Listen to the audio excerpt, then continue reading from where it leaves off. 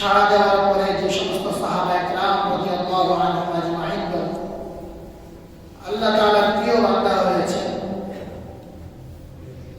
কি পরিমাণ আখিরাতের চিন্তা করত, তারা কি পরিমাণ আখিরাতের চিন্তা করত। তারা সাড়া দেওয়ার পরে আখিরাতের দিকে এই পরিমাণ ছুটতে শুরু করলেন। এবার মালিক তাদেরকে স্নেহ ভরে আবার ডাক দিয়ে বললেন যে তোমরা আখিরাত করো, তবে তোমাদের দুনিয়া ভুলে যেও।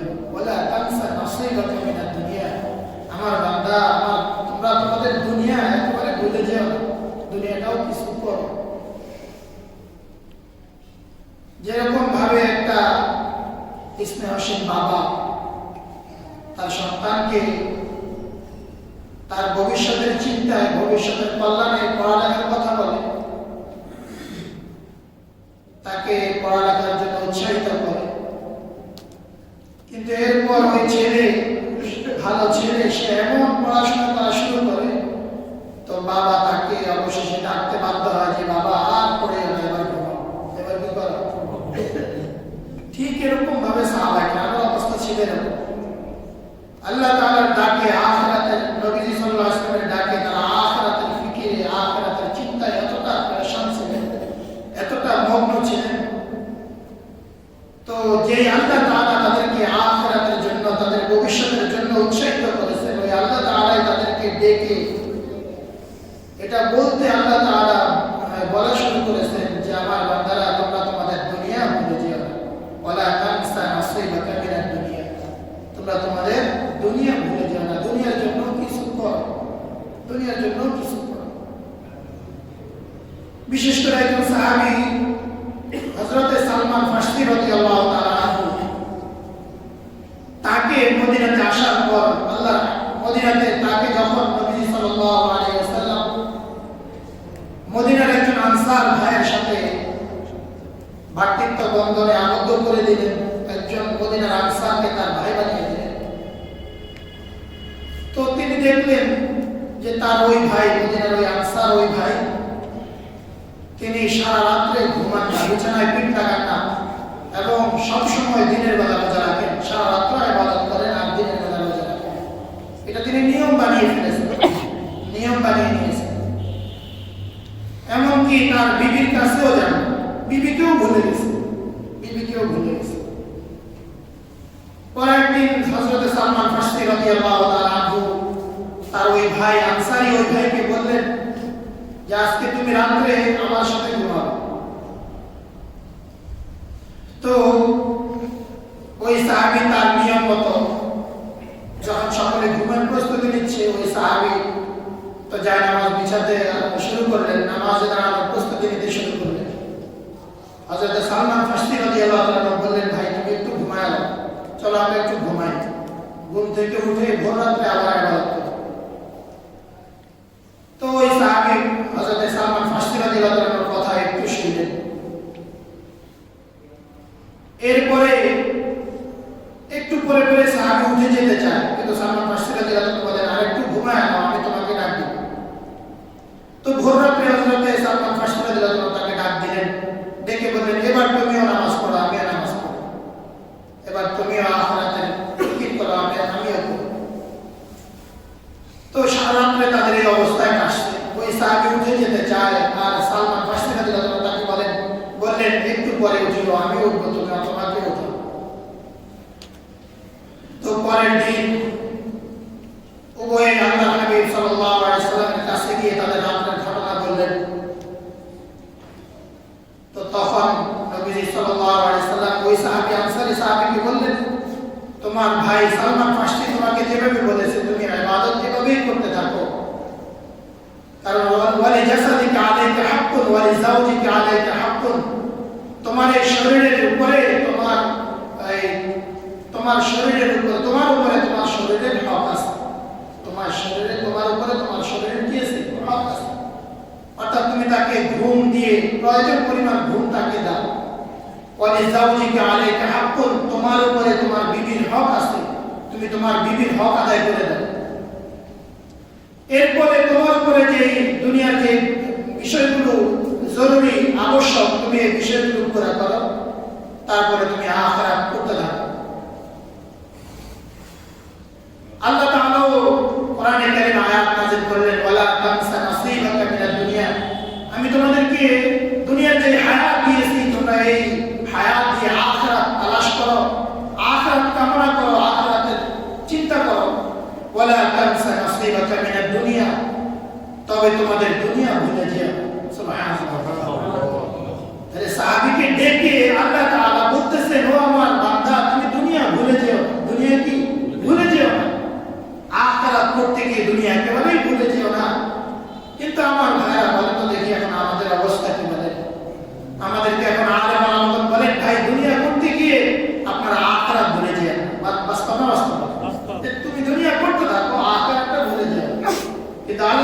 বলেছেন আখিরাতেই করো, তুমি আখিরাতেই করো, আখিরাতেই কামনা করো, আর দুনিয়া ভুলে যেও না।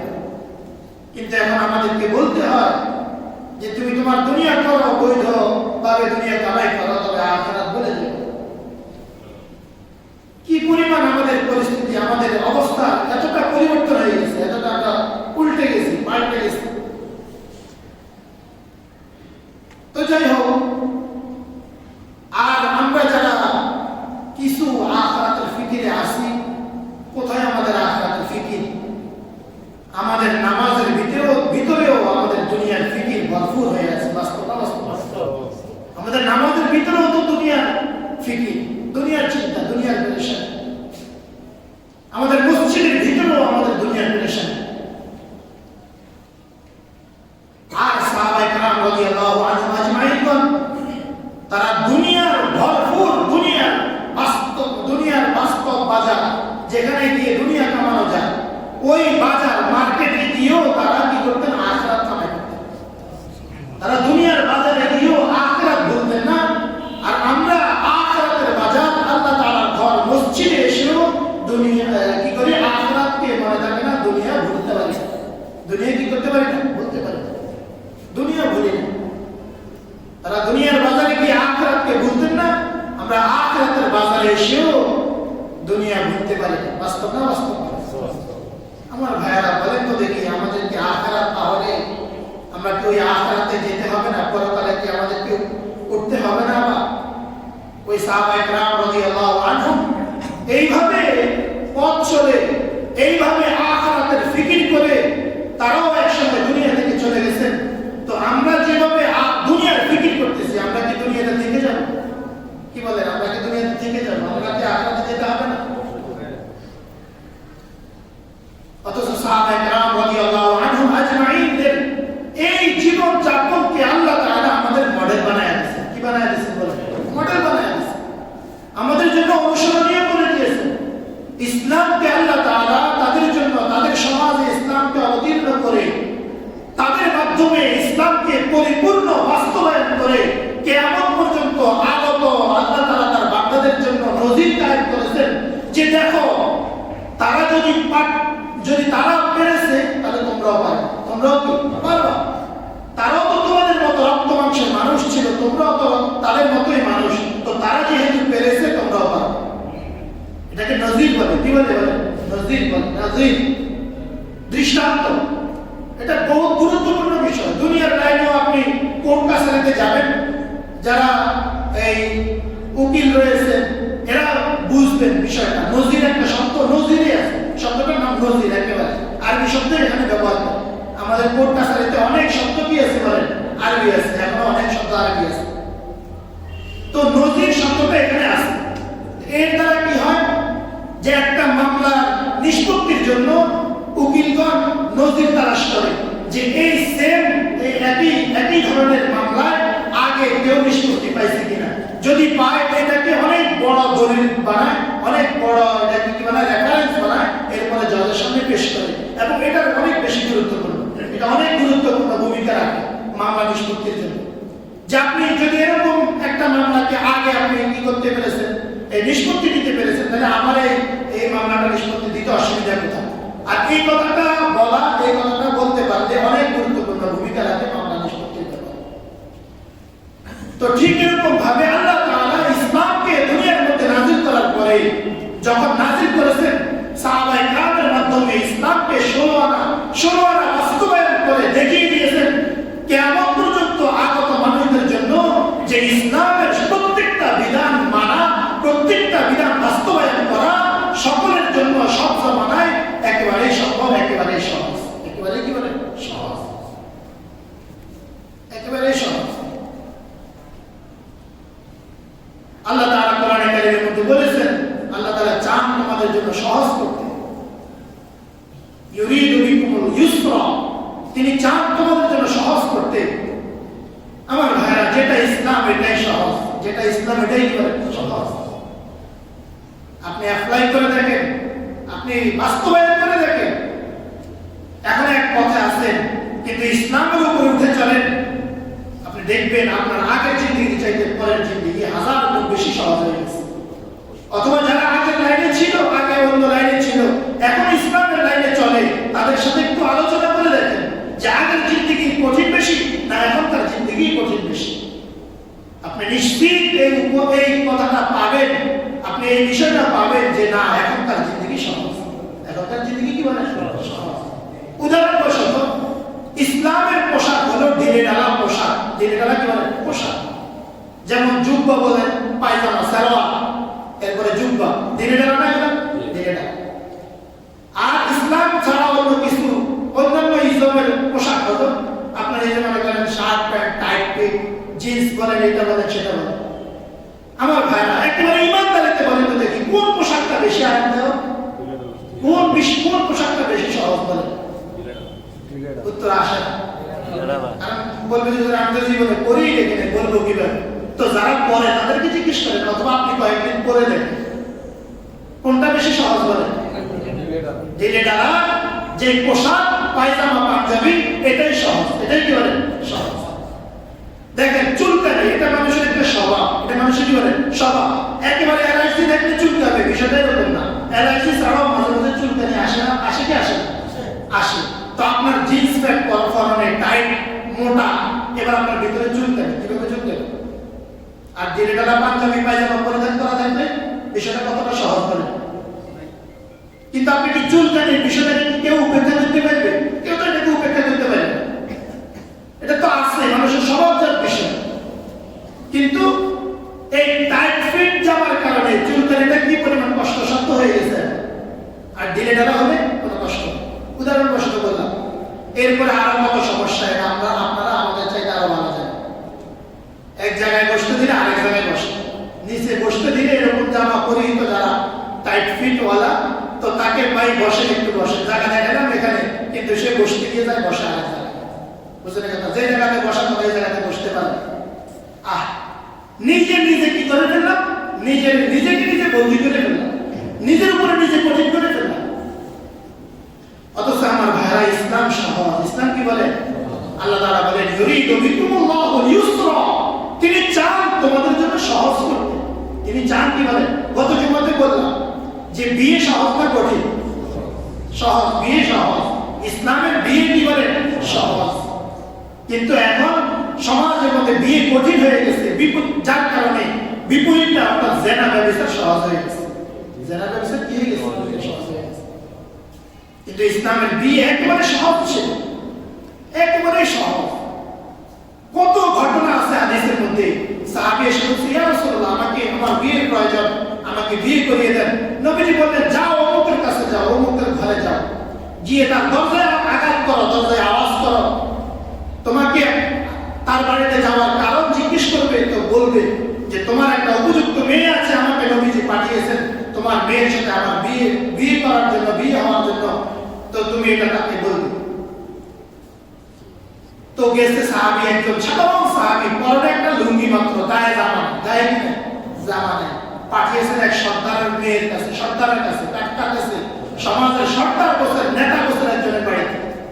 তো গিয়ে দরজায় আঘাত করলেন। সাহাবী দেখলেন একজন গরিব নিঃস্ব, পরনে শুধুমাত্র একটা লুঙ্গি, আর কিছু নেই। তো বললেন যে কেন আসছো? বলে যে আমাকে নবীজি তোমার কাছে পাঠিয়েছেন, আমার বিয়ের প্রয়োজন, আপনার নাকি উপযুক্ত মেয়ে আছে। ওই লোকটা দেখে প্রথমে একটু চটে গেল, একটু গরম হয়ে গেল, তাকে গরম হয়ে রাগান্বিত হয়ে তাকে বিদায় করে দিল। কিন্তু তার উপযুক্ত ঘরে যে মেয়েটা ছিল সে কথাবার্তা শুনছে। মেয়েটা কথাবার্তা শুনে বলতেছে আব্বা কি হয়েছে? বলে যে এরকম কথা, একটা সাধারণ মানুষ, গরিব মানুষ, আমার মেয়ের বিয়ের প্রস্তাবের জন্য সে আসে। তো মেয়ে বলতেছে বাবা তাকে কে পাঠিয়েছে? বলে যে তাকে নবীজি পাঠিয়েছে। তো মেয়ে বলতেছে বাবা তুমি আল্লাহর নবীজি মেহমানকে তাড়ায় আসতে পারছো? ডাকো তুমি তাকে, আমি যদি রাজি থাকি তোমার সমস্যা কোথায়? সুবহানাল্লাহ। বাস এরপরে উপস্থিত বিয়ে হয়ে গেছে। সুবহানাল্লাহ। এই হলো বিয়ে, ইসলামের বিয়ে। ইসলামের কি বলে? বিয়ে। আরেকজন সাহাবী এসে নবীজির কাছে ইয়া রাসূলুল্লাহ আমার বিয়ের প্রয়োজন।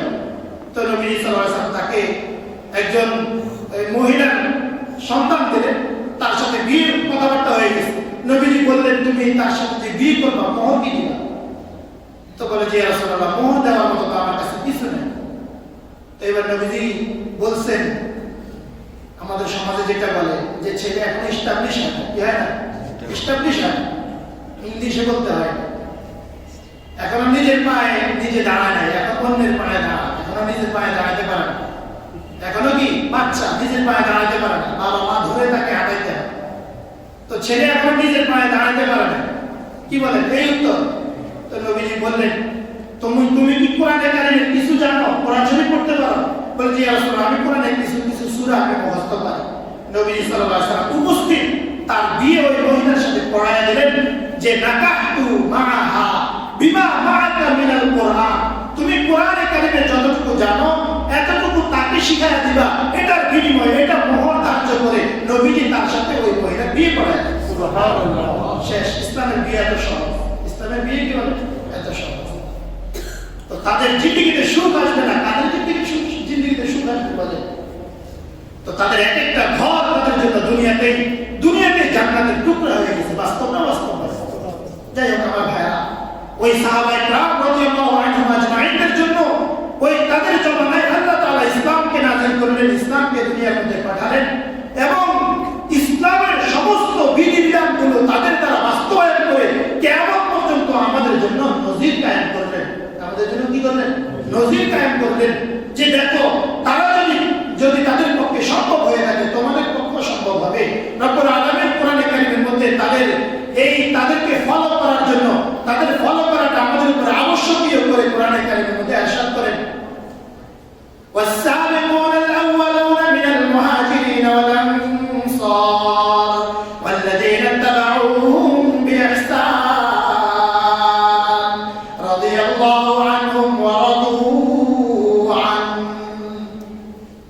আনসার এবং মুহাজিরদের মধ্যে যারা তোমাদের আগে অতিবাহিত হয়ে গেছেন, তোমাদের অগ্রগামী হয়ে গেছে, যারা তোমাদের আগে ইসলামকে লালন করে ইসলামকে পালন করে দুনিয়া থেকে বিদায় নিয়ে তোমাদের আগে দুনিয়া থেকে চলে গেছে, এরা এবং ওয়াল্লাযীনা তাবাউহুম বিইহসান ইলা ইয়াউমিল কিয়ামাহ, কিয়ামত পর্যন্ত যারা তাদেরকে ফলো করে চলবে, তাদেরকে অনুসরণ করে চলবে, রাদিয়াল্লাহু আনহুম ওয়া রাদু আন। এই দুই গ্রুপ, এই দুই দল, ওই সাহাবায়ে কেরামের ওই দল, কিয়ামত পর্যন্ত যারা তাদের অনুসরণ করে চলবে, দুই দল, রাদিয়াল্লাহু আনহুম ওয়া রাদু আন, তাদের উপরে আল্লাহ তাআলা সন্তুষ্ট, আল্লাহ তাদের উপরে সন্তুষ্ট। আল্লাহ তাদের উপরে কি বলেন? সন্তুষ্ট। আল্লাহ তাআলা ঘোষণা করে দিলেন যে বাস তাদেরকে ফলো করে চলো, তাহলে তারা যেভাবে নাজাত পেয়েছে তুমিও কি পাবে? নাজাত পাবে। তাহলে তুমিও নাজাত পাবে। প্রতিদিন সূরা ফাতিহার মধ্যে পড়তেছি, সিরাতাল্লাযীনা আন'আমতা আলাইহিম ইহদিনাস সিরাতাল মুস্তাকিম। আমাকে জান্নাতের পথ দেখান, আমাকে জান্নাতের পথ দেখায় দেন, আমাকে সরল সোজা রাস্তা দেখায় দেন, যে রাস্তায় উঠলে ডানে বামে তাকাতে হবে না, সোজা আমার গন্তব্য জান্নাতে পৌঁছে যাবে, আমার গাড়ি সোজা জান্নাতে গিয়ে পৌঁছবে, আমাকে এমন একটা রাস্তা দেখায় দেন। প্রতিদিন বলতেছি কি বলতেছি না বলেন? প্রতিদিন পড়তেছি। শুধু এমনিতেই পড়ি না, আমার উপর রব্বুল আলামিন ওয়াজিব করে দিয়েছেন, তুমি এভাবে বলো, ইহদিনাস সিরাতাল মুস্তাকিম। আমাকে সোজা সরল রাস্তা দেখায় দাও, যে রাস্তা আমার গাড়িকে কোথায় নিয়ে যাবে? জান্নাতে নিয়ে যাবে। এটা পড়া আমাদের জন্য আবশ্যক করে দিয়েছে। তো এটা কি? রব্বুল আলামিন নিজেই বলেন, সিরাতাল্লাযীনা আন'আমতা আলাইহিম, তাদের পথ ইতিপূর্বে যাদের উপরে তোমার নিয়ামত বর্ষণ করেছো, যারা ইসলামকে লালন করে ইসলামকে পালন করে দুনিয়া থেকে ঈমানের সাথে বিদায় নিয়েছে, এদের পথে তুমি আমাকে পরিচালিত করো, কারণ এটাই হলো সিরাতাল মুস্তাকিম। এটাই কি বলে? সিরাতাল মুস্তাকিম। এটাই সঠিক পথ, এটাই সরল রাস্তা। যাই হোক আমার ভাইরা, তো ওই সাহাবায়ে কেরামের কথা বলছিলাম, সাহাবায়ে কেরাম রাদিয়াল্লাহু আনহুম আজমাইনদের চিন্তা চেতনা, তাদের মন মগজে সবসময় যেটা লালন করতেন সেটার নাম কি বলেন? আখিরাতের চিন্তা। সেটার নাম কি বলেন? আখিরাতের চিন্তা। তারা দুনিয়ার বাজারে গিয়েও আখিরাতকে ভুলতেন না। আর আমাদের পরিস্থিতি ঠিক বিপরীত, আখিরাতের বাজার মসজিদে এসেও আর দুনিয়াকে ভুলতে পারি না। দুনিয়াকে কি করতে পারি না? দুনিয়াকে ভুলতে পারি। তো তাদেরকে রব্বুল আলামিন ডেকে বললেন, ওয়ালা তানসা নাসিবাকা মিনাদ দুনিয়া, ওয়া মা বান্দারা আখিরাত তো করতেছো, তবে তোমাদের দুনিয়া ভুলে যেও না। কিন্তু আমাদের জন্য ঠিক বিপরীত কাজ করা হয়, বলতে হয় আমার ভাই তোমার দুনিয়া করো, আখিরাত ভুলে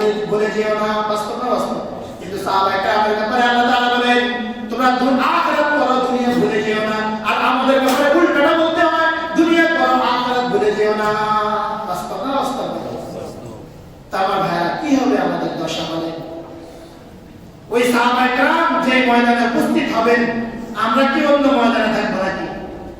সাহাবায়ে কেরাম যে পরকালে উঠবেন, যে আল্লাহ তাআলার সামনে উঠবেন, আমরা কি অন্য কোথাও উঠবো নাকি? আমার ভাইরা, এই জন্য আখিরাতের চিন্তা মুমিনের প্রত্যেকটা পদক্ষেপে কিসের চিন্তা করেন? আখিরাতের চিন্তা। ইয়া আইয়ুহাল্লাযীনা আমানু তাকুল্লাহ ওয়াল তানজুর নাফসুম মা কদ্দামাত লিগাদিন ওয়াত্তাকুল্লাহ। আল্লাহ তাআলা বলেন, হে মুমিনগণ, তোমরা আল্লাহকে ভয় করো এবং আখিরাতের চিন্তা করতে থাকো। এই দুইটা জিনিস যার অন্তরে নাই, তার দুনিয়াও বরবাদ, তার আখিরাতও বরবাদ। তাকে দিয়ে দুনিয়াতেও কোনো ফায়দা নেওয়া যাবে না, তাকে দিয়ে আখিরাতেও কোনো ফায়দা নেওয়া যাবে না। বাস্তব কিনা বলেন? যদি যার ভিতরে আল্লাহ তাআলার ভয় না থাকে আর আখিরাতের চিন্তা না থাকে, সে এক টার্মে নিজেই দুর্নীতি দমনের জন্য সে নেতৃত্ব দিবে, পরের টার্মে সেই দুর্নীতির দায়ে এক নম্বর আসামি হবে। বাস্তব না? বাস্তব বুঝলেন না? এক টার্মে সে থাকবে কি দুর্নীতি দমনের নেতৃত্ব দানকারী, আর আরেক টার্মে সে থাকবে দুর্নীতির মধ্যে এক নম্বর দুর্নীতিবাজ। বাস্তব না? বাস্তব বুঝলেন না আপনারা? যার ভিতরে কয়টা জিনিস না থাকবে এবং পরিস্থিতি বাস্তব কিনা বলেন? আখিরাতের চিন্তা এবং আল্লাহ তাআলার ভয়, এই দুইটা জিনিস যার ভিতরে না থাকবে, আমার ভাই, তার থেকে দুনিয়াতেও কোনো ফায়দা নেওয়া যাবে না, আখিরাতেও ফায়দা নেওয়া যাবে না। তাকে যে কর্মচারী বানাবে, তার দুনিয়া বরবাদ হবে, আখিরাতও বরবাদ হবে। তাকে যে বন্ধু বানাবে, তার দুনিয়া বরবাদ, আখিরাতও বরবাদ। তাকে যে অন্তরঙ্গতা দিবে, তাকে যে ভালোবাসা দিবে, তার থেকে যে ভালোবাসা পাইতে যাবে, তার দুনিয়া বরবাদ, আখিরাতও বরবাদ। তার সাথে যে ব্যবসা শেয়ার করবে, তার দুনিয়া বরবাদ হবে, আখিরাতও বরবাদ হবে। এইভাবে আপনি প্রত্যেকটা জীবনের প্রত্যেকটা সেক্টরে তুলনা করেন, হিসাব করেন। যার ভিতরে আল্লাহর ভয় নাই, যার ভিতরে আখিরাতের ভয় নাই, তার সাথে আপনি যেই জুড়বে সেই ধ্বংস হবে, সেই বরবাদ হবে। তার থেকে দুনিয়ার কোনো ফায়দাও নেওয়া যাবে না, তার থেকে আখিরাতেরও কোনো ফায়দা নেওয়া যাবে না। আমার বন্ধুরা, মুসলমান হওয়ার কারণে, ইসলামের অনুসারী হওয়ার কারণে আমাদের জন্য তো ইসলামের নীতি ছাড়া, ইসলামের বিধান ছাড়া আমাদের জন্য মুক্তির কোনো রাস্তা নাই। আজকে মুসলমান বিশ্ব তারা দুনিয়াতে চলার জন্য একটা নীতি বানিয়ে নিয়েছে, কিন্তু মুসলমান হিসেবে না আমাদের দুনিয়া চলার জন্য কোনো নীতি আছে, না আখিরাতে চলার জন্য কোনো নীতি আছে। দুনিয়াটা করতে গিয়ে আমার মনে হয় আমি তো মুসলমান, এটা করতে আমার কোনো সমস্যা নেই, কারণ এটা দুনিয়া। এই জন্য আমি দুনিয়াটাও করি না, দুনিয়ার নীতিটাও মানি না। আর আমি তো কেমন মুসলমান, আখিরাতে আমার কোনো বিশ্বাস নাই, আখিরাতের কোনো ফিকির নাই, আল্লাহ তাআলার ভয় আমার অন্তরে নাই, যার কারণে ইসলামও আমি পালন করি না। এর দ্বারা কি হলো? না আমি দুনিয়াটা করে দুনিয়াতে শান্তি পাই, না আখিরাতে করে দুনিয়াতেও শান্তি পাই, কোনোটাই আমি করি না। এই জন্য মুসলমানদের দশা হলো, সব জায়গায় মুসলমান আজকে অপমানিত, মুসলমান আজকে দুর্নীতিতে এক নম্বর। বাস্তব না? বাস্তব। পৃথিবীর মধ্যে বারবার দুর্নীতি দিতেছেন বিয়ানা, কি হয় বলে? দুর্নীতি দিতেছেন বিয়ানা। মুসলমান দেশ কি দেশ? মুসলমান দেশ। কেন? এরা দুনিয়ার নীতি তো কাজ করে না, এরা এই আখিরাতের নীতি এদের অন্তরে নাই, আখিরাতের চিন্তাও কি নাই বলে এদের অন্তরে নাই। যার কারণে খাসিরাত দুনিয়া ওয়াল আখিরা, আল্লাহ তাআলা বলেন দুনিয়াতেও বরবাদ, আখিরাতেও বরবাদ। এদের দুনিয়াও শেষ, আখিরাতও শেষ। যাই হোক আমার ভাইরা, তাহলে কয়টা জিনিস বলেন? দুইটা। এক নাম্বার আল্লাহ তাআলার ভয়, দুই নাম্বার আখিরাতের চিন্তা। ইয়া আইয়ুহাল্লাযীনা আমানু তাকুল্লাহ ওয়াল তানজুর নাফসুম মা কদ্দামাত লিগাদ। হে ঈমানওয়ালা বন্ধুরা, তোমরা আল্লাহর ভয় অন্তরে ধারণ করো আর আখিরাতের চিন্তা সব সময় অন্তরে ধারণ করো। আল্লাহ ইন্নাল্লাহা খাবীরুম বিমা তা'মালুন। আল্লাহ তাআলা তোমরা যা কিছু করো সব কিছু সম্পর্কে তিনি খবর রাখেন। তার কাছে সব কিছু কি আছে? খবর আছে, সব কিছু তার কাছে খবর আছে। এজন্য আমার ভাইয়েরা, আখিরাতের জবাবদিহিতা আমরা ভুলে গেছি। আমরা কি ভুলে গেছি বলেন? আল্লাহ তাআলার সামনে দাঁড়ানো ভুলে গেছি, দাঁড়ানোর কথা ভুলে গেছি, আর আখিরাতের জবাবদিহিতার কথা ভুলে গেছি। কিয়ামতের ময়দানে 5টা প্রশ্নের উত্তর দেওয়া ছাড়া কোন মানুষ তার একটা কদম যে জায়গাতে থাকবে ওই জায়গা থেকে নড়াইতে পারবে না। যেই দিন সূর্য 1 থেকে 1.5 হাত উপরে থাকবে, জমিন হবে তামার, মানুষ তাদের ঘামের মধ্যে, পুজের মধ্যে হাবুডুবু খাবে, ওই মুহূর্তের মধ্যে তার কদমকে নাড়াতে পারবে না। যে জায়গার মধ্যে সে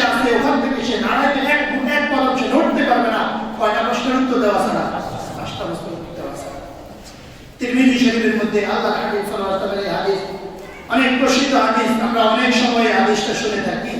তো মুযাক্কারার জন্য, আলোচনার জন্য আমি আজকে ওই হাদিসটা আপনাদের সামনে বলতেছি।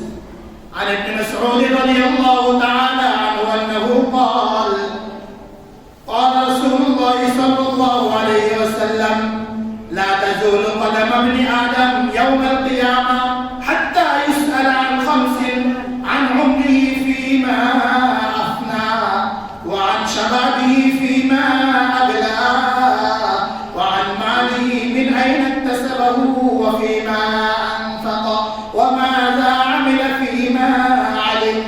رواه الترمذي. حضرت عبد الله بن مسعود رضي الله تعالى عنه থেকে বর্ণিত, তিনি বলেন আল্লাহর হাবিব সাল্লাল্লাহু আলাইহি ওয়াসাল্লাম ইরশাদ করেন, লা তাজুলু কদম ইবনে আদম ইয়াউমাল কিয়ামা, কিয়ামতের ময়দানে বনি আদমের কদম সে নাড়াইতে পারবে না, এক জায়গায় রাখতে হবে, নাড়াইতে পারবে না। আমার ভাইরা, মশার কামড় কতক্ষণ সহ্য হয় বলেন? আপনি নামাজের মধ্যে দাঁড়ান, মশার কামড় সহ্য হয় না, বারবার পা নাড়াইতে হয়, হয় কি হয় না বলেন? আমার ভাইরা, ওই আখিরাতের একটু কল্পনা তো করব, ওই কিয়ামতের ময়দানটা একটু কল্পনা করব, হাসরের ময়দানটা একটু কল্পনা করব, যেই দিন সূর্য 1 থেকে 1.5 হাত উপরে থাকবে, জমিনটা আমার বন্ধুরা তামা হয়ে যাবে, দাঁড়ানোর কোনো পরিস্থিতি নাই, কোনো উপায় নাই। সোরকে বলে, ওই সোর বেটা এত মাইল কিভাবে গাছ বলে যে বাইন্দা ফিরে দে, তুইও খাই দিবেন ঠিক, কিন্তু এর অর্থ কি? সোরে ব্যথা মানে নাকি? সোরে ব্যথা মানে না, বুঝলেন না কেন? সোরে জিজ্ঞেস করতেছে, কিরে এত ফিরে কেমনে গাছ বলে যে বাইন্দা ফিরে দে, তুইও খাই দিবেন, কিন্তু এর অর্থ কি? সোরে ব্যথা মানে না, সহ্য করতেছে, নিরুপায় হয়। কিন্তু কি হয় বলে? নিরুপায় হয়। আমার ভাইরা, ওই কিয়ামতের পরিস্থিতিতে বলে পা উঠাতে পারবে না, আর পরিস্থিতি কত ভয়াবহ হবে, পরিস্থিতি কত ভয়াবহ হবে, ছায়ার মতো কিছুই নেই। ওই পরিস্থিতির মধ্যে 5টা প্রশ্নের উত্তর দেওয়া ছাড়া কদম নাড়ানো যাবে না। 1 নাম্বার, হাত্তা ইউসালা আন 5, 5টা প্রশ্নের উত্তর দেওয়া ছাড়া। 1 নাম্বার, আন উমরিহি ফিমা আফনা, আল্লাহ তাআলা যে হায়াতটা দান করেছেন, এই হায়াতটা কোন কাজে ব্যয় করেছে জিজ্ঞেস করা হবে। তোমাকে যে আমি হায়াত দিয়েছি, কোন কাজে ব্যয় করেছো? এই প্রশ্নের উত্তর কি হবে? আমার ভাইরা, কিয়ামতের ময়দানের আগে আগে, মৃত্যুর আগে আগে ঠিক করে নিতে হবে, কি হবে না বলেন? এই হায়াত কে দিয়েছেন বলেন?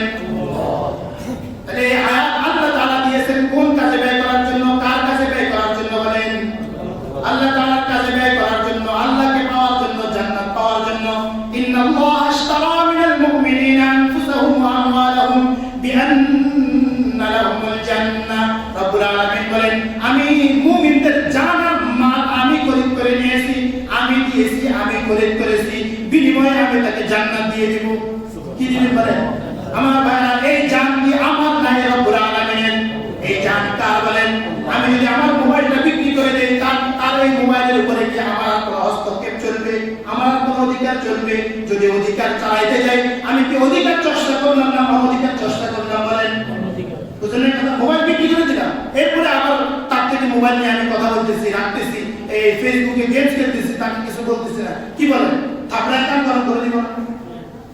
আপনি বলবেন যারা এটা আমার মোবাইল, আরে তুমি না আমার কাছে বিক্রি করে দিছো, কোনো কথা বলার ছাড়া তো থাপড়াবো, বাস্তব না বাস্তব? যে বিক্রিত পণ্যের উপরে কেউ অধিকার খাটাইতে গেলে এটা অধিকার চর্চা না অনধিকার চর্চা বলেন? আমার ভাইরা, এটা তো খুব ভালো বুঝি দুনিয়ার ব্যাপারে, কিন্তু আমাদের জান আর মাল যে রব্বুল আলামিন খরিদ করে নিলেন, এটা কেন বুঝি না? এটা তো আমার কথা মতো চলবে না, এটা তো রব্বুল আলামিনের কথা মতো চলা দরকার। বাস্তব না বাস্তব বলেন? কিন্তু এটার উপরে যে নিজের অধিকার কাটাই, ফজর নামাজে মসজিদে না এসে ঘুমায়া থাকলাম, তা এই নফসের উপরে, এই জানের উপরে কার অধিকার কাটাইলাম? আমার অধিকার কাটাইলাম। সারা রাত্রে না ঘুমাইয়া ফেসবুকে গান আর নাচ দেখলাম, নর্তকীর নাচ দেখলাম, ফেসবুকের মধ্যে গুনাহের মধ্যে ডুবে থাকলাম। এই হায়াতটাকে আমি নিজের অধিকারে খরচ করলাম না, আরেকজনের অধিকারে অনধিকার চেষ্টা করলাম বলেন? কি করলাম বলেন? অনধিকার চেষ্টা করলাম কিনা? আমার এই জান্নাতের মালিক কি আমি না আল্লাহ? তাহলে এটা কার জন্য খরচ করা দরকার বলেন? কিন্তু কার জন্য বন্ধুরা খরচ করতেছি? একটু হিসাব করে নিব মৃত্যুর আগে আগে। এবার বলেন, মৃত্যু কখন আসবে? কখন আসবে বলেন? তাহলে কখন হিসাব করা লাগবে? কখন হিসাব করা লাগবে? এবার বলেন তো দেখি, পিছনে যেগুলো হয়ে গেছে এগুলোর জন্য কি করা? এগুলোর জন্য তওবা ইস্তেগফার,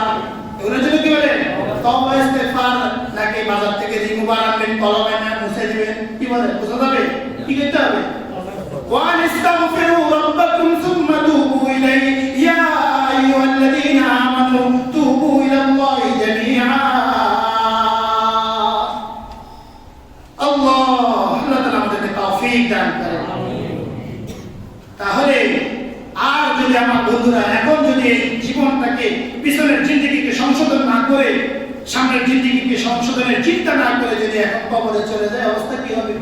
অবস্থা হবে وهم يسترقون فيها ربنا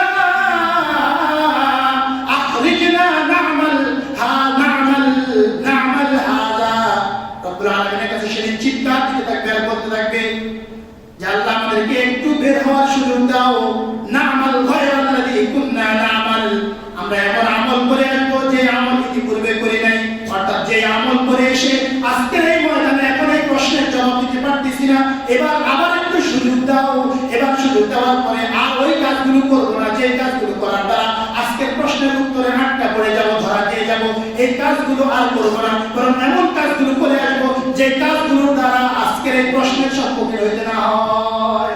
রব্বুল আলামিন বলবেন আওয়ালাম নুআম্মিরকুম মা ইয়াতাযাক্কারু ফীহি মান তাযাক্কার আল্লাহ তাআলা বলবেন আমি কি তোমাকে একটা হায়াত দেই নাই মূল্যবান একটা সময় দেই নাই তোমাকে 30 বছর 40 বছর 50 বছর 60 70 বছর একটা জীবন দেই নাই তুমি যদি এই জীবনটাকে কাজে লাগাইতে পারতা এই জীবন থেকে যদি উপদেশ গ্রহণ করতে পারতা আজকে তোমার তো এই কঠিন পরিস্থিতি হইতো না। কি জবাব থাকতে পারে? না বের হওয়ার সুযোগ আছে না অবস্থান করার সুযোগ আছে না সহ্য করা যাবে না আবার মৃত্যু আসবে কি হবে অবস্থাটা বলেন আমার বন্ধুরা? না মৃত্যু না সহ্য কোনটাই করা যায় না। রব্বুল আলামিন আমাদের জন্য এজন্য আফসোস করে বলেন ফামা আসবারাহুম আলান নার ও আমার বান্দারা এই কঠিন পরিস্থিতি হাসরের ময়দান আর কিয়ামতের ময়দানের মধ্যে ময়দানে তোমার কতটা সবর করতে পারবা কতক্ষণ সহ্য করতে পারবা ওই জাহান্নামের ভিতরে তুমি কতক্ষণ সহ্য করতে পারবা কতক্ষণ সহ্য হবে আমার ভাই কিন্তু উপায় থাকবে ثم لا يموت فيها ولا يحيا মরবেও না বাঁচবেও না মরে গেলেও তো একটা কিছু হইতো না না আর মারা নাই আর কি নাই বলেন মৃত্যু একবার মৃত্যু কয়বার একবার আর মৃত্যু আসবে না। কি হবে আমার বন্ধুরা বলেন কেন আমাদের জীবনটাকে এভাবে বরবাদ করে দিতেছি বলেন? কতক্ষণ সময় দিলে আপনার কাছে আর খুশি লাগবে ফেসবুকের মধ্যে বলেন গুনাহের ভিতরে আর কতক্ষণ লিপ্ত থাকলে আপনার কাছে আনন্দ লাগে আমার ভাইয়েরা একটু বলেন না? এই জীবন সম্পর্কে জিজ্ঞাসিত হতে হবে কি হবে না বলেন? কয়টা প্রশ্নের উত্তর দেওয়া ছাড়া পান মারানো যাবে না বলেন? আন উমরিহি ফীমা আফনা জীবন সম্পর্কে জিজ্ঞাসা করা হবে হায়াত সম্পর্কে জিজ্ঞাসা করা হবে যে এই হায়াতকে তুমি কোন কাজে ব্যয় করেছো এই হায়াতকে কোন কাজে ব্যয় করেছো আমার ভাইরা। এজন্য একটু চিন্তা করেন আখিরাতের কথা চিন্তা করি আমরা চলেন আখিরাতের কথা চিন্তা করি কেন দুনিয়ার পিছনে পড়ে আমাদের আখিরাতকে বরবাদ করে দিতেছি বলেন? অথচ দুনিয়ার জীবনটা তো একটা ধোঁকার জীবন একটা ধোঁকা দুনিয়াটা কি বলে ধোঁকা। যেরকম মরুভূমিতে বালুকাময় এলাকায় দূর থেকে সূর্যের আলো পড়লে এটাকে পানি মনে হয় কিন্তু কাছে গেলে কি দেখা যায় না পানির খোঁজ পাওয়া যায় না কাছে গেলে দেখা যায় পানি আরো দূরে। ঠিক এরকম ভাবে আমার ভাইরা দুনিয়ার ব্যাপারে বারবার আল্লাহ তাআলা কোরআনে কারীমের মধ্যে বলেছেন ওয়া মাল হায়াতুদ দুনিয়া ইল্লা মাতাউল গুরুর ও আমার বান্দারা শুনো দুনিয়ার জীবনটা তো একটা ধোঁকার জিন্দেগি একটা ধোঁকার বিষয় ধোঁকা ছাড়া তো দুনিয়ার জিন্দেগি আর কিছু এটা তো মরুভূমির মরিচিকার মতো দুনিয়ার জিন্দেগিটা কি বলে?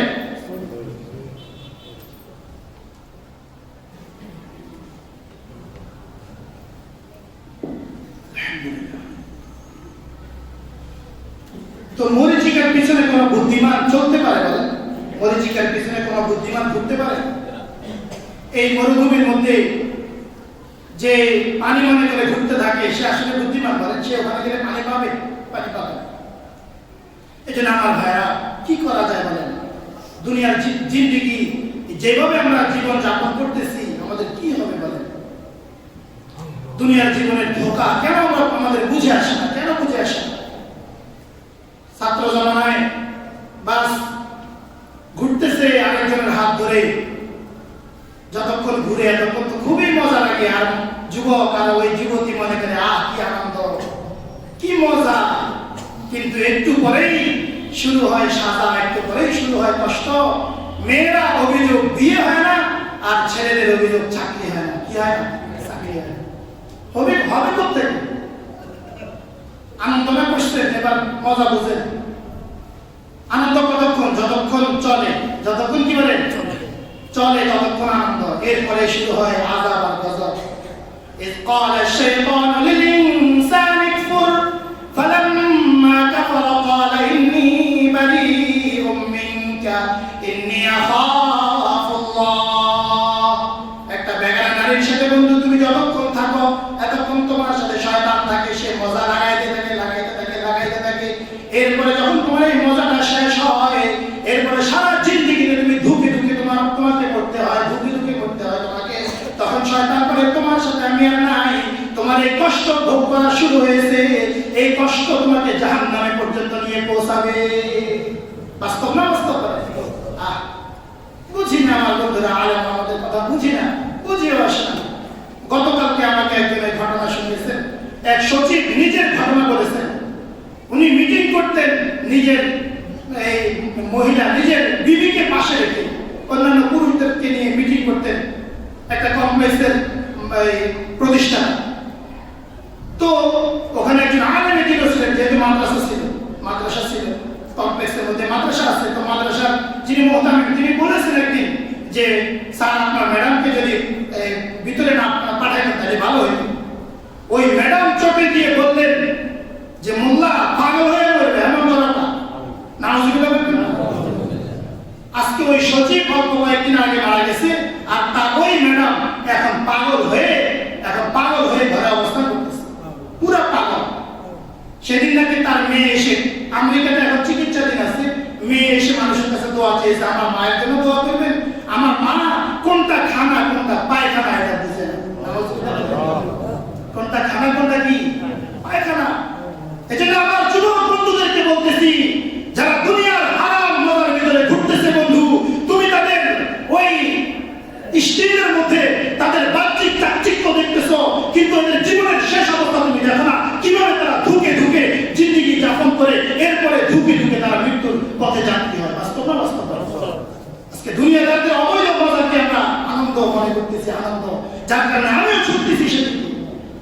কি পরিমাণ তুমি খবর নিয়ে দেখো, 100 জনকে খবর নাও, এবং এদের জিন্দেগি ঘরের মধ্যে যখন আর জিন্দেগি চলে না, তখন ঘরের মধ্যে গিয়ে এদের 100 জনের জীবনে জরিপ চালাও, দেখবো বন্ধু এরা কি পরিমাণ অপমানিত হয়ে, লাঞ্ছিত হয়ে, অপদস্থ হয়ে ধুকে পরে দুনিয়া থেকে বিদায়। বাস্তব না? বাস্তব। ওয়ামাল হায়াতুদ দুনিয়া ইল্লা মাতাউল গুরুর। রব্বুল আলামিন একবার দুইবার নয়, কুরআনে কারীমের মধ্যে বারবার করে বলতেছেন দুনিয়ার জীবন ধোঁকার জীবন। আল্লাহর হাবিব সাল্লাল্লাহু আলাইহি ওয়াসাল্লাম বলেন, ইন্নাল্লাহ তাআলা ইন্নাদ দুনিয়া হুলওয়াতুন খাদিরা। দুনিয়াটা সবুজ শ্যামল চাকচিক্যময় লোভনীয়। ওয়া ইন্নাল্লাহ মুস্তাখলিফুকুম ফিহা। আল্লাহ তাআলা তোমাদেরকে এই চাকচিক্যময় দুনিয়ার ভিতরে তার খলিফা করে বানিয়েছেন। ফায়ানজুরু কাইফা তা'মালুন। এই দুনিয়ার পিছনে পড়ার জন্য নয়, বরং দুনিয়া থেকে বেঁচে আল্লাহ তাআলার জন্য, আখিরাতের জন্য কে কত সুন্দর আমল করতে পারে, এজন্যই আল্লাহ তাআলা তোমাদেরকে দুনিয়াতে পাঠিয়েছেন। এজন্য কি করেছেন? দুনিয়াতে পাঠিয়েছেন। কিন্তু আমরা ডুবে যাচ্ছি ভিতরে। আল্লাহ তাআলা আমাদেরকে বুঝ দান করেন, দুনিয়ার ধোঁকা আমাদেরকে বুঝার তৌফিক দান করেন। এই আয়াতের মধ্যে আল্লাহ তাআলা দুনিয়ার একটা স্বরূপ বর্ণনা করতেছেন, যে আয়াতের শেষের কথাটা আমি এতক্ষণ আপনাদেরকে বললাম, দুনিয়ার জিন্দেগি একটা ধোঁকার জিন্দেগি। আয়াতের শুরুটা শুনেন, আল্লাহ তাআলা দুনিয়ার স্বরূপ বর্ণনা করতেছেন। ই'লামু আন্নামাল হায়াতুদ দুনিয়া লাইবুন ওয়া লাহবুন ওয়া যিনাতুন ওয়া তাফাখুরুন ওয়া তাকাসুরুন ফিল আমওয়ালি ওয়াল আওলাদ। রব্বুল আলামিন বলেন, ও আমার বান্দারা শুনো, মনোযোগ দিয়ে শুনো, খুব ভালোভাবে শুনো, খুব খেয়াল করে শুনো, দুনিয়ার জিন্দেগির পরিচয়টা একটু শোনো ভালো করে। ইন্নাল হায়াতুদ দুনিয়া, নিশ্চয় দুনিয়ার জিন্দেগি হলো লাইবুন ওয়া লাহবুন, খেল তামাশা, ওয়া যিনাতুন ওয়া তাফাকুরুন ওয়া তাকাসুর ওয়া যিনাতুন এবং সৌন্দর্য চর্চা ওয়া তাফাকুরুন বাইনাকুম পরস্পরের মাঝে অহংকার ওয়া তাকাসুরুন ফিল আমওয়ালি ওয়াল আওলাদ জনবল আর ধনবল নিয়ে পরস্পরের মধ্যে অহংকার। এটা হলো দুনিয়ার স্বরূপ। খুব খেয়াল করেন, দুনিয়ার জিন্দেগিকে আল্লাহ তাআলা তিনটা বিষয়ের সাথে তুলনা করেছেন। কয়টা জিনিসের সাথে? এক নাম্বার খেল তামাশা, এক নাম্বার কি বলেন? খেল তামাশা। দুই নাম্বার হলো পরস্পরের মাঝে মাল এবং সন্তান, ধনবল এবং জনবল নিয়ে, ধনবল এবং জনবলের আধিক্যতা নিয়ে পরস্পরের মধ্যে অহংকার, পরস্পরের মধ্যে কি বলেন? এটা তিন নাম্বার। দুই নাম্বার হলো ওয়াজিনাতুন সৌন্দর্য চর্চা। দুই নাম্বার কি বলেন? সৌন্দর্য চর্চা। এই তিনটাকে আল্লাহ তাআলা দুনিয়ার পরিচয় দিয়েছেন। দুনিয়ার পরিচয় হলো খেল তামাশা, দুনিয়ার পরিচয় হলো সৌন্দর্য চর্চা, দুনিয়ার পরিচয় হলো ধনবল এবং জনবলের আধিক্যতা নিয়ে অহংকার করা। কি করা বলেন? অহংকার করা। এবার উদাহরণটা খুলে বলতেছি, খেয়াল করেন। একটা বাচ্চা সে ইত্যাদি নিয়ে খেলে, পাতা নিয়ে, বালু নিয়ে খেলে, পাতাকে টাকা বানায়, ডলার বানায়, রিয়াল বানায় কি বানানো বলেন? পাতাকে সে টাকা বানায়, ডলার বানায়, রিয়াল বানায়, বালুকে সে ফলাউচাই বানায়। বাস্তব না বাস্তব? কচি পাতা নিয়ে সে এটাকে মুরগির রোস্ট বানায় কি বানায় না? এই যে খেল তামাশা, এটা কি বলেন? খেল তামাশা। আমার ভাইরা বলেন তো দেখি, যখন আপনি যৌবন বয়সে, এই বাচ্চাটা যখন যৌবনকালে পদার্পণ করে, আমি আর আপনি এখন যৌবনকালে রয়েছি, এবার বলেন তো দেখি, ছোটবেলার এই খেলার কথা মনে হইলে কেমন মনে হয়? মাঝে মাঝে নিজে একাও হাসি। বাস্তব না বাস্তব? নিজে একাও হাসি লাগে। হায় কি করলাম, এই টাকারে ডলার বানাইছি, এই বাদুরের চাউল বানাইছি, আর কত খেলা। এরপর দেখেন এই বাচ্চাটার এই খেলার সামগ্রী যদি হারায় যায়, অথবা কেউ ধাক্কা দিয়ে ফালায় দেয়, কেউ পা দিয়ে তার সরায় দেয়, সে কি পরিমাণ ব্যথা পায়, কি পরিমাণ কান্না করে বলেন? তার কাছে এটাই দুনিয়ার সব। বাস্তব না বাস্তব বলেন? এটা ছিঁড়ে, আপনি একটা টাকা ছিঁড়ে ফেললেন, সে কাঁদতে শুরু করে, আমার টাকা। তার একটা পাতা ছিঁড়ে ফেললেন, সে কাঁদতে শুরু করে, আমার টাকা ছিঁড়ে ফেলছে। বাস্তব না বাস্তব বলেন? আমার টাকা ছিঁড়ে ফেলছে। আপনি তার বালুগুলো ফেলে দিলেন, সে বলে আমার ফলাগুলো ফালাই দিছে। বাস্তব না বাস্তব বলেন? ঠিক এরকম ভাবে যৌবনকালে আপনি ওগুলোর কথা মনে হয় হায় আমি কি করলাম, নিজেও হাসি পায়। এবার যৌবনকালে কি করে বলেন? এই বাচ্চাটা এবার যৌবনকালে পদার্পণ করে নিজেকে কত স্টাইল করা যায়। বাস্তব না বাস্তব? নিজেকে কত কি স্টাইল করা যায়, নিজেকে কত সুন্দর করা যায়, নিজেকে কত সুন্দরভাবে সজ্জিত করা যায়, কত হাজার হাজার পার্লার তৈরি হয়েছে। শুধু কি কিসের পিছনে? সৌন্দর্য চর্চার পিছনে। এত পার্লারের কি কাম বলেন? শুধু সৌন্দর্য চর্চা চলতেছে। কি চলতেছে? বাহ্যিক নাকি অন্তরে? বাহ্যিক, শুধু বাহ্যিক, শুধু কি বাহ্যিক। যেটা পোকামাকড়ের খাবার হয়ে যাবে, এটা নিয়ে চলতেছে চর্চা। যাই হোক, সৌন্দর্য চর্চা। এরপরে আবার এই যুবকটা যখন আবার বৃদ্ধকালে উপনীত হয়, বয়সকালে সে যুবকের এই সৌন্দর্য চর্চাকে তার কাছে আর ভালো লাগে না। বিয়ের জন্য চাইতেছে, সাজতেছে, দুলা সাজতেছে, আর বাবা তাড়া দিতেছে, আরে এত সাজা লাগেনি, এত মাথা লাগেনি। বাস্তব না বাস্তব? শুধু তাড়া দিতেছে, তোমরাই কতক্ষণ বয়ে দেখলাম। বাস্তব না বাস্তব? আর তোর জন্য কতক্ষণ আমি পেতে দেবো, অথচ এর জন্য তো সব। এখন একটু এই সুনো বাজতেছে, একটু কি সাজতেছে, এটাও এখন এই বুড়া বাবা সহ্য হয় না, অথচ এই বুড়া বাবাও কিন্তু একটু আগে এই কাজ করিয়েছে। ঠিক কিনা বলেন না? এবার আমার বন্ধুরা বলেন, আপনি শিশুকাল নিয়ে যৌবনকালে আফসোস করলেন, যৌবনকাল নিয়ে বুড়াকালে আফসোস করলেন, এবার তিনটা কাল নিয়ে কোন কালে আফসোস করতে হবে বলে? কোন কালে বলে? বুড়াকালের পরে তো আর কোনো কাল নাই, বুড়াকালের পরে তো আর কোনো জগৎ নাই। এবার কোন জগতে গিয়ে এবার এটার জন্য আফসোস করবে? কবর জগতে। কোন জগতে? এবার কবর জগতে গিয়ে দেখবে হায় ছেলেবেলায় হেলায় খেলায় চলে গেল, যৌবনকালে সৌন্দর্য চর্চায় চলে গেল, আর বুড়াকালে অহংকার। দেখবেন বুড়া বইয়া ছেলে একটারে কানাডা পড়াইছে, একটারে আমেরিকা পড়াইছে, একটা বাড়ি ওই জায়গা করছে, একটা বাড়ি ওই জায়গা করছে, কিছু জায়গা জমি পড়াইছে, বইয়া শুধু বুড়া এগুলাই আলোচনা করে। বাস্তব না বাস্তব?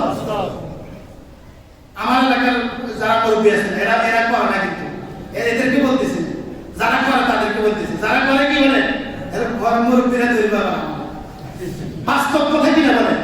এই দেখবেন বইয়ে এগুলো শুধু অহংকার। শুধু কি বলে? অহংকার। তো আল্লাহ তাআলা দুনিয়ার জিন্দেগির স্বরূপ বলতেছেন, দুনিয়ার জিন্দেগি হলো খেল তামাশা, সৌন্দর্য চর্চা, মা এবং সন্তানের আধিক্যতা নিয়ে একে অপরের কাছে অহংকার, একে অপরের কাছে কি বলেন?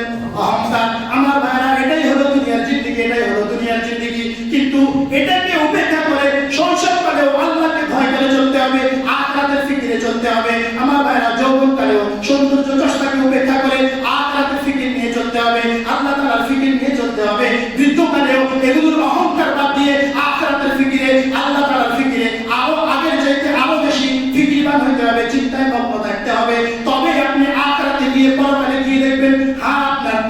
জীবনযাপনটা ঠিক হয়েছে। আর না হয় যেরকম যৌবনকালে শৈশবকাল নিয়ে আফসোস করতে হয়, বুড়াকালে যৌবনকাল নিয়ে আফসোস করতে হয়, হয় কি হয় না বলেন না কেন? কি পরিমাণ হয়? হাইরে যদি ভালো করে করতাম রে, অমুক বন্ধুটা এখন কেনা হয়ে গেছে আর আমি বরবাদ হয়ে গেছি, দিয়ে গেছি, যদি আরো কিছু করতাম না। তো আমার ভাই এই জন্য কবরে গিয়ে সবগুলোর জন্য আফসোস হবে। বলেন ওই আফসোসটা কি পরিমাণ আফসোস হবে? বলেন চিৎকার দিতে থাকবে আর বলতে থাকবে রব্বানা আখিরনা আখরিজনা না'মাল গায়রাল্লাযী কুন্না না'মাল। রব্বুল আলামিন একটু বের হওয়ার সুযোগ দাও, দুনিয়াতে যাওয়ার আরেকটু সুযোগ দাও। এই কিয়ামতের কঠিন পরিস্থিতির সম্মুখীন আর যেন হইতে না হয়। আগে যে আমল করে আজকে কঠিন পরিস্থিতির সম্মুখীন হয়েছি, এই আমলগুলোর বিপরীতে নেক আমল করে আসবো। রব্বুল আলামিন বলবেন না না না না, আর সময় দেওয়া হবে না।